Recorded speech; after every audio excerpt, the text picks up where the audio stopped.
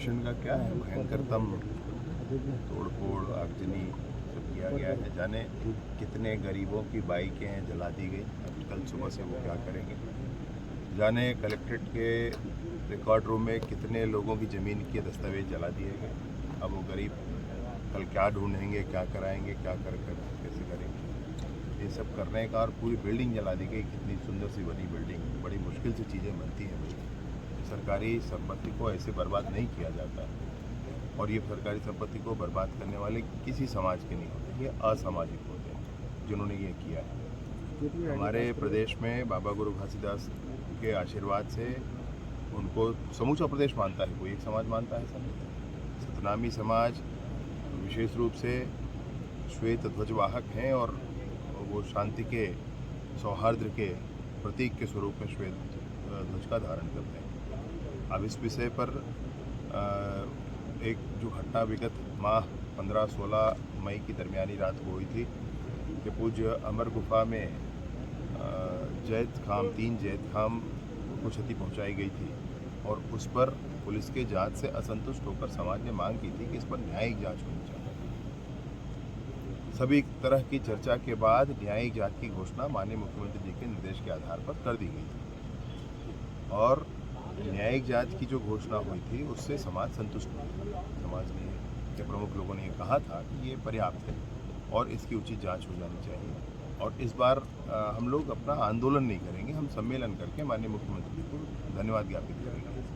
वो धन्यवाद ज्ञापन का मसला था और उसके बीच में जो कुछ हुआ है, चूँकि समाज संतुष्ट था, समाज ने स्पष्ट तौर पर कहा था, समाज की मान्यता थी, इसलिए समाज का कोई विषय नहीं। समाज तो अपने कार्यक्रम में था, अपने भाव में था।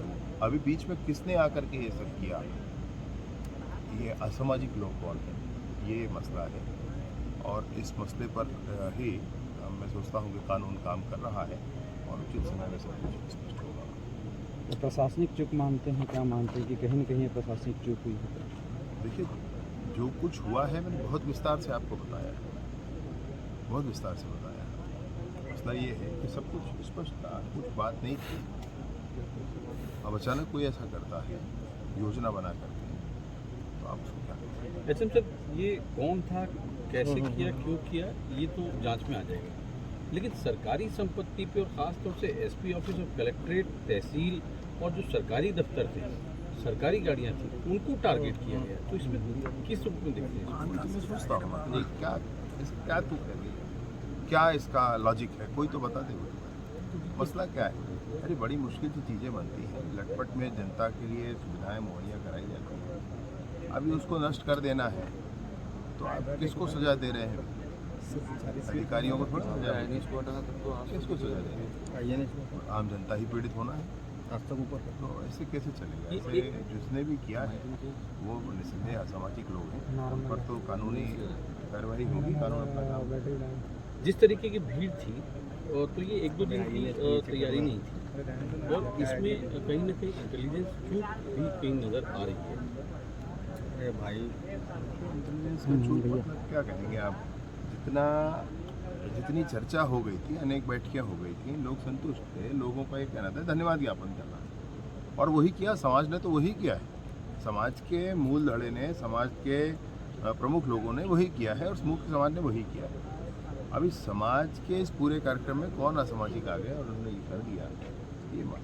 रायपुर ग्रामीण के जो विधायक हैं, उन्होंने एक बात का आरोप पुलिस पे लगाया है कि उनके भतीजा और उनका परिवार, उनका ड्राइवर, वो आ रहे थे बलौदा बाजार से, तो बलौदा बाजार सर्किट हाउस के सामने पुलिस के द्वारा उनको मारपीट की गई है, गाड़ी में तोड़फोड़ की गई। इस बात को उन्होंने एक पत्रकार वार्ता में बातचीत कही है, उन्होंने दिखाए भी हैं कुछ वीडियो। मैं एक बार कंफर्म करूँगा उनसे क्या हुआ। पूरे घटनाक्रम पर आप मुख्य जानकारी जो आपको नजर दिया है, शुरुआती तौर पर कुछ निकल कर आया है? FIR कर रहे हैं, बता रहे थे कि कुछ गिरफ्तारियां भी हुई, तो ये कोई बड़ा मसला है नहीं, वो तो स्पष्ट हो जाना है।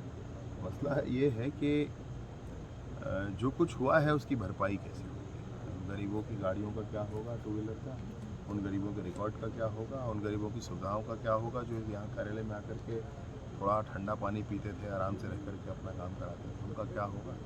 और इन सब चीज़ों को बनने में कितना वक्त लग जाएगा, राशि कहाँ से आ जाएगी, ये मसले पड़े।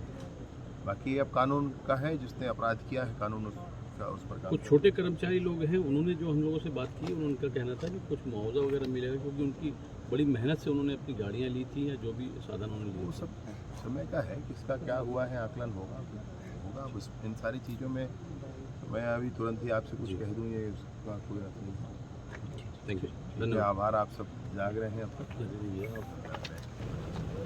आज का ये जो घटना हुआ है बलौदा कलेक्टेड, जहाँ की घटना घटा है, वहाँ पे हम लोग माननीय हमारे गृह मंत्री जी और हमारे सम्मानीय राजस्व मंत्री राम वर्मा जी, अरे ऑडियो आना चाहिए यार, ये लोग नीचे कर दिए बस।